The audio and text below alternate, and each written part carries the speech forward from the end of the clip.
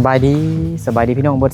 สู่คนที่เคารพฮักแพงเด้อยินดีต้อนรับเข้าสู่2เบานึกเผาไพรเช่นเก่าเหมือนเคยเนาะตอนนี้เบานึกยังคงอยู่บ้านห้วยสังแงมเมืองสะยะแควสะยะ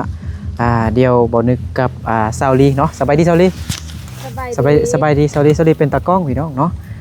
เดียวเบานึกกับซาวลีจะจอบเบิ่งแม่น้องไม้กับพ่อน้องไม้ส่วนน้องไม้แท้บ่ได้มาเถอะเนาะน่าจะฮอดบุญกินเจียงของคนมงก่อนน้องไม้จึงกลับมาบ้านเนาะแต่ตอนนี้อยู่เฮือนมาที่ผู้ใหญ่เพิ่นเฮ็ดให้นี่มีแต่พ่อน้องไม้แม่น้องไม้แล้วก็ลูกของเข้าหั่นแหละส่วนน้องเด้งมันไปโรงเรียนแล้วเดี๋ยวบ่นึกจะจอบเบิ่งว่าเขาเจ้าอยู่บ้านบ่อยู่เฮือนหรือว่าไปอยู่นำแม่ย่าพ่อปู่แม่ย่าเนาะเดี๋ยวจบมาเห็นยังเนาะ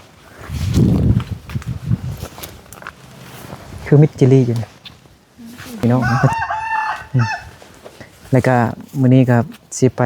เบิ่งส่วนแม่น้องไม้เด้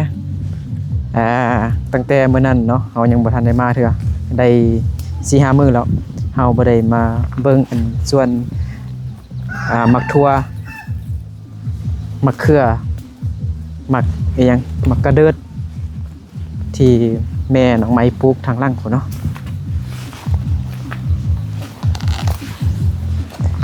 บ่นึกกับซาวลีจะบ่เข้าไปในเฮือนเทื่อบ่นึกกับซาวลีสิไปเบิ่งส่วนแม่น้องไม้ก่อนพี่น้องเนาะบางทีตอนนี้แม่น้องไม้กับพ่อน้องไม้กำลังนอนอยู่กำลังหลับ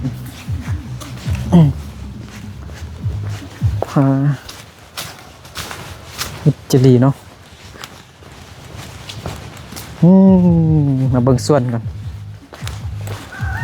ไปยังไงเนาะโอ้พ่อแม่น้องไม้ไปอยู่เลยที่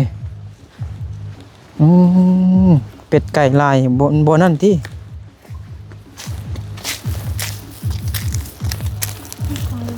บ่ขึ้นที่เนาะไก่เย็บมาเลยที่บ่ขึ้นอยู่เด้อันนั้นมักทั่วบ่มักทั่วพี่น้องเนาะจักคุ้มนี่มีแต่คุ้ม2คุ้ม3คุ้มโอ้ทางนี้มันแม่น้องไม้ปุ๊บบัด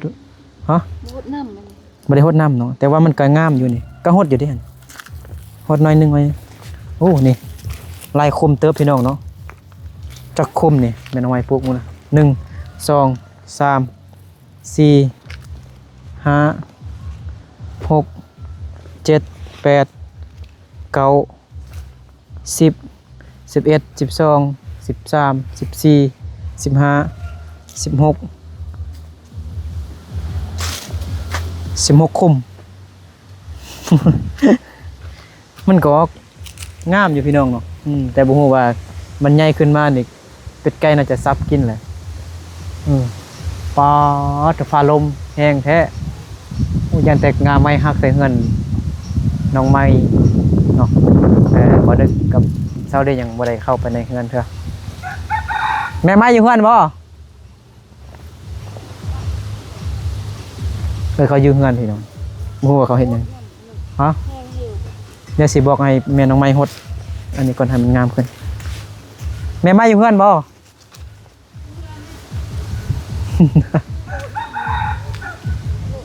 นานพักปุ๊กอย่างพักหนึ่งพักกาดเนาะ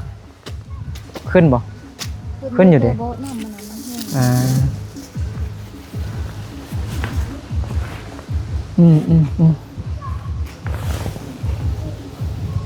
อยู่ฝั่งนั้นเขาก็เฮ็ดส่วนงามขนาดพี่น้องเนาะก็เจ้ามักงามต้นไม้นี่ในบ้านบ่ให้ตัดตินี่เลยจังได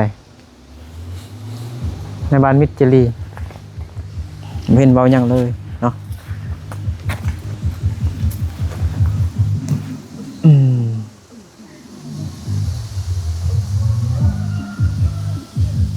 โอ้มันเฮ็ดเขากินได้ติดินนะแม่นบ่นี่ใช่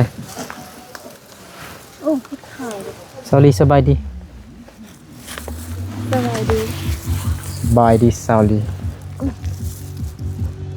แค่นี้มันก็กินได้เนี่ยมันบอกกินได้บ่ กินบ่ได้ติ น้องไม้มาแล้วบ่แม่ไม้น้องไม้มาแล้วบ่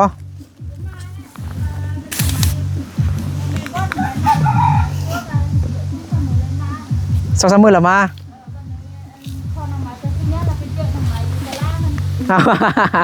เรามานำพ่อบ่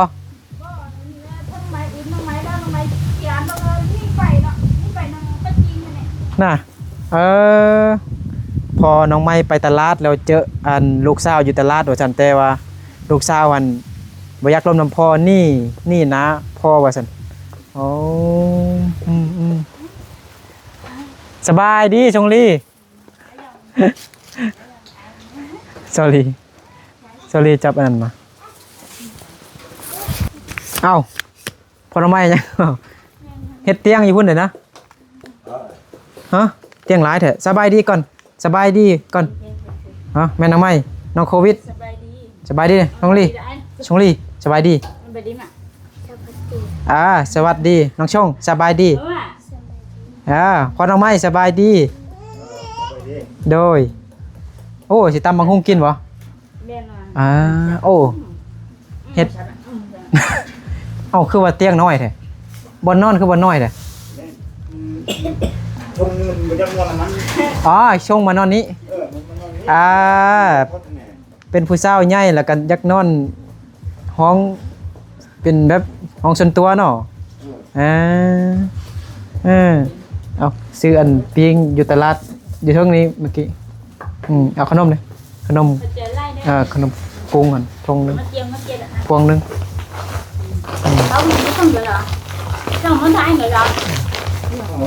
พวงนึง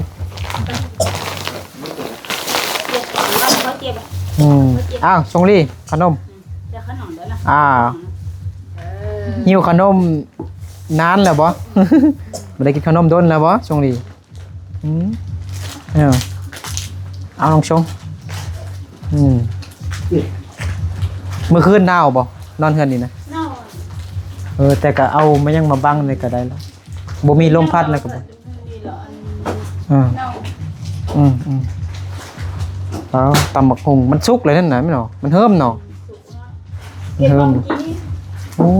เบิ่งอีหยังมาตำเครื่องมันเบิ่งดูอันนี้เดี๋ยวตำมันยังนี่นะตำมะข้ามสิตำใส่มะข้ามแม่นบ่อ๋อบ่มีปลาแดกมะนาวก็บ่มีมะทั่วก็บ่มีมะเขือเทศก็บ่มี ใส่เกลือแป้งนัวเนาะแม่นปลอดสารเคมีน้องไม้เด้พ่อน้องไม้น้องไม้ไปจังได๋แล้วน้องไม้พอไปเฮ็ดอยู่ตลาดบ่พอไปเจออยู่ตลาดโอ้ยเฮากินฮอดน้องไม้เด้เนาะเห็นเสื้อน้องไม้แล้วแม่น้องไม้นุ่งเสื้อน้องไม้อันบ่น้องไม้กลับมาแล้วน้องไม้นี่ไปนำปัจจี5แล้วพอน้องไม้เฮาอื่นว่าน้องไม้น้องไม้นี่โอ้ยน้องไม้น้องไม้ที่ยานหั่นยานพอตี้เนาะบ่แม่นยานเด้พอบอกมาเฮือนหั่นโอ้บ่อยากมันเฮือนเทื่อวันนี้แม่โทรโทรศัพท์นึงน้องไม้หั่นน่ะไป5ไม้บ่น้องไม้มาแล้วแม่บอกว่าอันพอมาเจอน้องไม้ตะล่าน้องไม้ขี้ยานหั่นนี่ไปไม้ว่าบ่แม่นนี่ยานพอหั่นว่าป้าจีบ่ไปกินข้าวเปียกหั่นเนาะน้องไม้อย่าไปกินข้าวเปียกหรอบ่ได้ดูนั่นพอหั่นพอน้องไม้ไปเฮ็ดหยังอยู่ไสยะตลาดซั่นนะไปตั้งไม่เท่าไปซื้อเครื่องอยู่ไสยะตั้งแม่ย่าไปไสยะนะโดยพอแล้วติคือว่าเฮ็ดหลายพอมันเปื่อยแล้วอันนี้มันก็กินบ่ได้มันน่ะเด็กน้อยกินช่างไอ้เพิ่นน่ะว่าสิน่ะเนาะมันเฮิ่มได้กินได้เด้นี่ได้แล้วสุกFC ก็กินฮอดน้องไม้อยู่เด้แม่เนาะแม่ก็บอกว่าน้องไม้มาบ่ให้อยู่แล้วน้องไม้เลยเป็นหยังยาคันได้เงินก็บ่เป็นหยังให้เราหาเงินเลยบ่ได้เงินอ้าวไปลิ้นซื่อวันนี้แม่ท่านว่าได้เงินหรอว่ามาเงินน่ะว่าน้องไม้บ่ได้เงินอยู่เข้ากินข้าวหั่นเราตัวซื่อๆติตัวซื้อบางทีเราน่าจะเก็บเงินไว้ได้หลายแล้วแม่นบ่อยากส่งให้แม่ยันแม่นซื้อขนมกินติเนาะแม่น แม่จะบอกให้อันพอน้องไหมแล้วว่าบ่คันแม่เบาบ่ได้เนาะเราจังให้พอน้องไหมเบาหั่น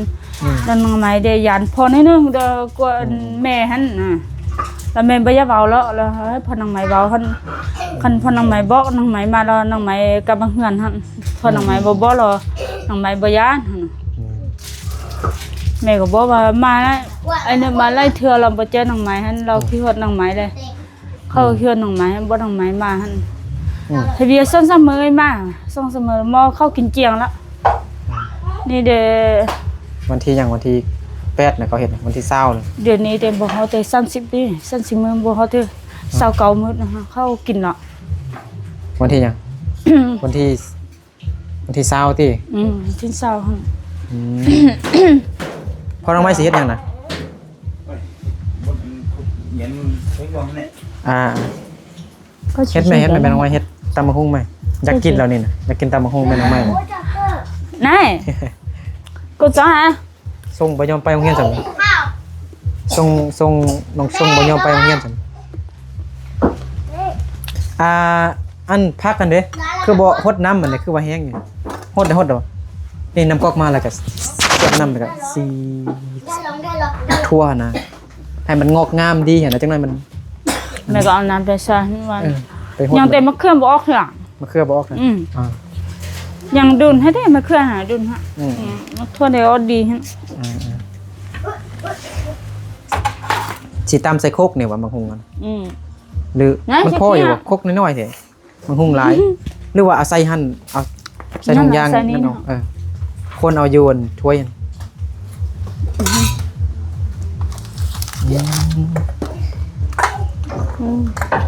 กูจ้อนnày giờกูจ้อน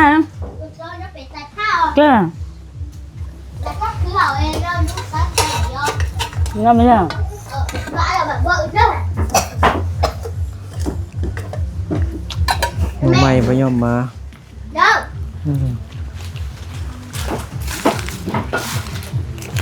ฟืนในเช้าจะใช้ฟืนนี่ฮะแม่ใหม่ไปชอบฟืนอยู่ใส่นะ hả ไปชอบฟืนอยู่ใส่นะ mẹ hả này ไปชอบอยู่ใส่ นี่hả này Gì luôn mà nó? hả มีอยู่ chiều อ่ะ hoài hả มันมีไม้อันนั้นมันลายพี่น้องก็ตะดินเนี่ยแตกเหรอดินท่มแตกเนาะก็ใส่มะเขือเจียว này có chị tháo có chị hu đây ไม่ได้กินข้าวเช้าเหรอนะข้าวซอยเหรอนะ กินข้าวซอยhả ข้าวซอยกินเหร เดี๋ย อ วไปเข้าเห็นแล้วดังบอกกินเขา บ่แม่น้องไม่กินข้าวซอยเหรอเนอะ ยัง ยังไม่ได้กินเถอะโอ้ยฮอต2 โมงแล้วไม่ได้กินข้าวซอยเถอะ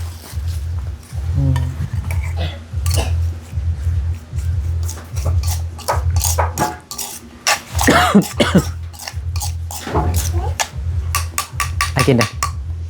กินได้กินได้ โควิดปีหน้าอีกตึม2 ปีไปโรงเรียนเด้อไปกันตา chúng mình Chị hay bay. ăn rồi à สิไปกันตาบ่หนังสือไอ้ผู้สาวบ่มักเลยใส่ขนมบ่เอาให้ล่ะกินหมดแล้วนะโควิดกินไว้เด้นี่มักเล่นนี่นี่แม่น้องไม้บ่ใส่วะมักเล่นนั่นนี่นี่บ่ได้ใส่วะ à mà huyền mê nhà hả ปัดใส่ tôi đã chỉ đó của เอามีดมาใส่มีดบางมีดนี่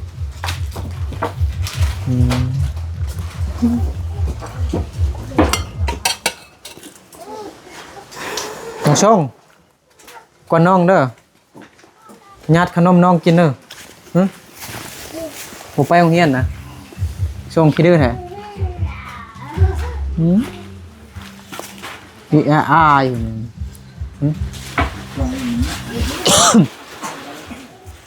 ผมช่วงขี้อายพอพี่น้องเนาะไปโรงเรียนน้องไม่เนี่ยน้องไม่คืออายเรียนบ่ได้แล้วก็บ่อยากเรียน là bạn tôi nó không mang loại đồ độc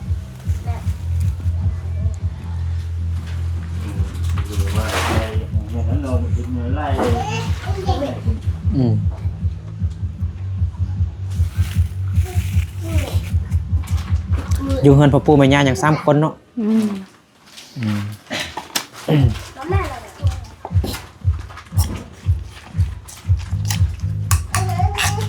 เพราะว่าเจ้าเปิดเพลงตึงตังไปหน่อยเจ้ามีงาน เป็นเบียร์ดิ ก็กินเบียร์อยู่เทิงบนตลาดตึงตัง มันผู้เด้อ สาวหอยสังแงมที่เต้น น่ะอองดิอองเนี่ยพวกยืน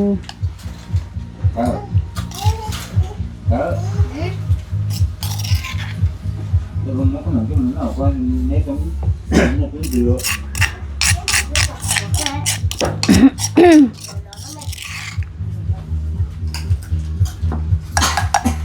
น้องไม่วัดบน ไอ้ จิต บ่ได้ แจ้งถึง โทร วัน ไปหาน้องไม้ดิ โทรหาเมื่อวานเมื่อก่อนเนี่ยโทรหา แชทหาน้องไม่ถามว่ากลับบ้านบ่มีรถน้องไม่มีข้ออ้าง ไม่ก็ว่าให้แน่ว่าให้นางไม้ว่าคันนางไม้มารอ บ่มีรถ อันมื้อเด้อ เฮ็ดเวียกว่าซั่น บ่ได้อันไอมาหาเนาะเราบ่ไอไปหาเอานางไม้ก็ได้มันกันหั่นนางไม้โอ้เป็นนางไม้ขี้ยาด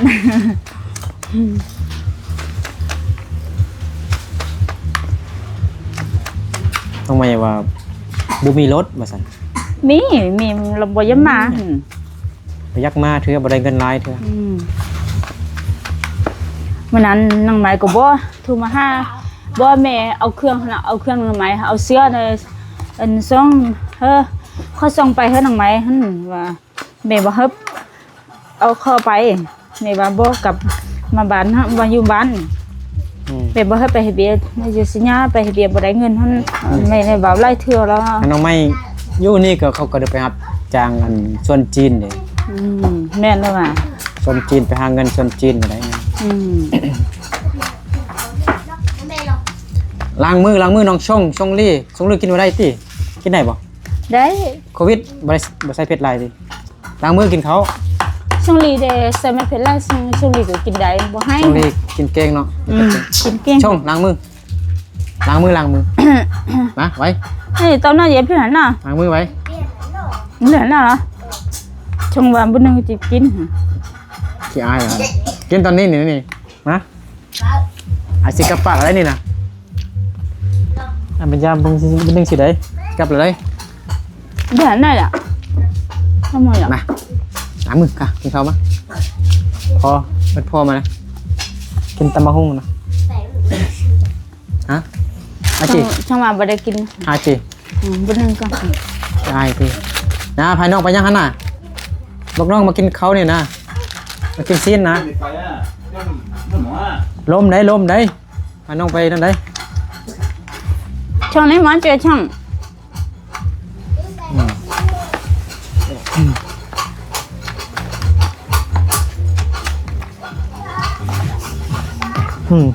ชาวลี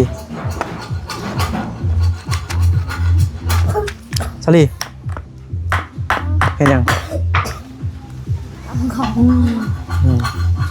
ชาวลีเป็นตะกอง Thơ, có Cát cô nào hai nhiều máy mà, mà, có sao máy đi lô, nào ôi nhiều tự có máy lô mà, cái chục cuốn chơi đi. Rồi sao biết châu thì hả? Có để nào tôi.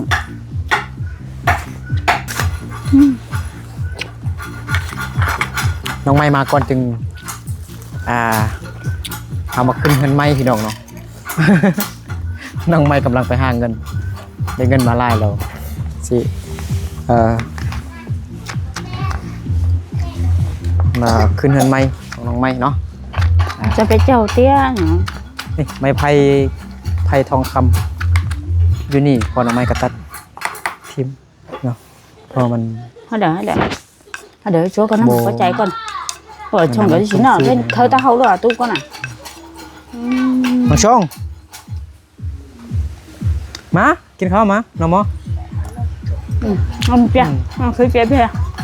ดูลมพัดมาแรงขนาดพี่น้องเนาะ Có cứ chế biết là bắn à. อุ้ยลมพัดมาเย็นแฮะ เย็นเย็นเย็นอ่ะมาเอามา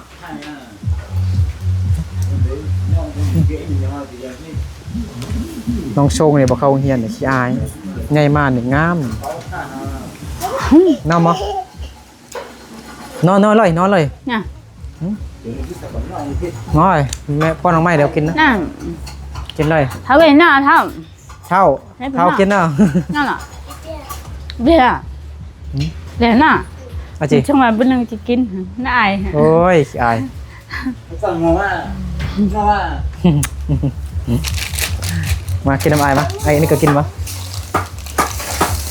มันเกิดอะไรที่นั่น ไอ้ยี่ ไอ้ชิ้นน่าจะเป็นหันหน้ามามาเชื่อบอกมา นอมอกินเลย ไอ้ชิ้นน่าจังน่ะ ฉันไอ้กับก่อนเด้อกินเด้อฉันเด้อ ได้ กับก่อนไหนกินเด้อพากันกินเด้อฉันนะเด้อต้องชงขี้อายไปพี่น้องเนาะขี้อายแห่งนั่นชงจัดการผู้เดียวแล้วบัดนี้เห็นบ่ กินเลยกินเลยไอ้กับก่อนฉันนะเด้อแม่น้องแม่กับก่อน ได้ ชงบ่กินข้าวแล้วน่ะขี้อายพุ่นบ๊ายบายเด้อชง มันไปได้น่ะมันไปได้น่ะ บ๊ายบายเด้บายเด้ยังนะอีหยังนะกินชิ้นนี่นะกินชิ้นนั่น ใช่ดิ ชงกินผู้เดียวได้นั่นเพิ่นน่ะว้าโอ้ยให้น้องแล้วเอ้ยแล้ว เอ้ยใช่ยังไง สลัดเขาเลยซ้ำบัดนี้โอ้นะนั่นได้กับก่อนกินซะชงบ่กินข้าวแล้วกับก่อนเด้อ ด้วย แม่น้องไม้พอน้องไม้ มันเหมือนได้เมย์จะบอกถ้าพอ บ่น้องไหมมาคันมาแล้วเมย์จะโทรหาไอ้น้องไหมเด้บ่ย้ำเมย์ให้ไหนยันพอนั่นบ่พอน้องไหมอื่นมา โอเคกลับก่อนเนาะ ด้วย น้องชงยายเพิ่นบ่กินข้าวซ้ำให้กลับแล้วได้ชงกลับแล้วเด้อไป นั่นตัวเนี่ย ไปพี่ดอกเนาะน้องชงขี้อายเพิ่นบ่กินข้าวบ่กินน้ำเนาะคันบ่นึกอยู่หั่นขี้อายเนาะคันอยู่คันกินข้าวกับน้ำพ่อแม่แซ่บบ่อายคันบ่นึกอยู่หั่นบ่อาย น้องคนเนี่ย สวัสดีจับกล้องเนาะ เอาตัวหนึ่งแล้วเนี่ยดู ว่าชื่ออะ ดูหน้าแม่ลูกคนหน้า น้องคน ท่านจะหายอวยโชว์ที่ มาเธอได้กับบ่เจอน้องไม้ติดต่อหาน้องไม้ได้อยู่พี่น้องแต่ว่าน้องไม้บ่ยอมมาจักเทื่อ สารเนี่ยดูไอ้หยดที่สำ ลืมไม่แม่ไม่ฮะ เด้ไม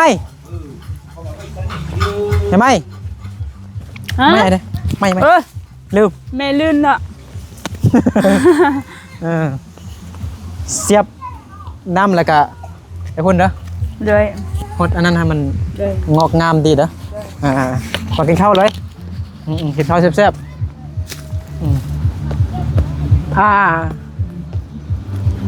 ไป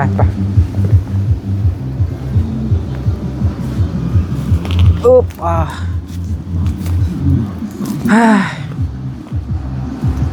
FC บางคนก็ว่าเบานึกห้ามน้องไม้เฮ็ดหยังน้องไม้ไปหาเงินว่าซั่นแต่ถ้าแม่น้องไม้แล้วแม่น้องไม้ว่าน้องไม้บ่ไปหาเงินก็บ่ได้หั่นนะก็คือเบานึกก็เคยเว้าอยู่ในคลิปที่แล้วหั่นแหละน้องไม้ไปหาเงินแต่ว่าไปหาเงินนี่ได้2อาทิตย์เนาะ2สัปดาห์กว่าแต่ว่าน้องไม้ได้เงินแต่